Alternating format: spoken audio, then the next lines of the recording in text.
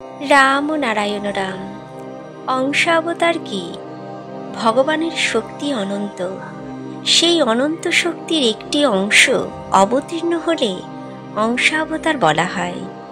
ভিন্ন ভিন্ন কল্পে ভগবানের অবতার লীলায় একই লীলা সহচর থাকে, নাকি তাদের বদল ঘটে? প্রয়োজন হলেই ভগবান অবতার গ্রহণ করেন, কিন্তু তার লীলার সহচরগণ বদলাতে থাকে। যেমন রামলীলায় সবসময় একজন পাত্রই কাজ করেন না, তার বদলও হয়।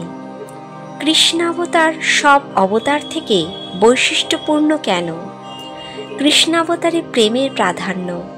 অন্য অবতারদের মধ্যেও প্রেমের অভাব নেই, কিন্তু সেগুলিতে প্রেমই মুখ্য নয়।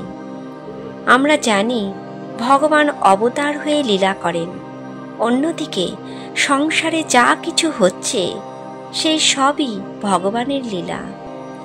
দুটির মধ্যে পার্থক্য কোথায়? অবতারের লীলা স্থান বিশেষে হয় এবং তাতে ভগবত ভাব প্রধান থাকে। ঘটমান লীলা সর্বজনীন এবং তাতে ভক্তের ভাবই প্রধান। ভগবান তো যুক্তযোগী, তাহলে অবতারকালে তা বোঝা যায় না কেন? এর প্রধান কারণ হলো এই যে অবতারকালে ভগবান মানুষের মতো লীলা করেন। তিনি কখনো মাধুর্যের লীলা করেন, কখনো ঐশ্বর্যের। রাম ও নারায়ণ রাম। নমস্কার।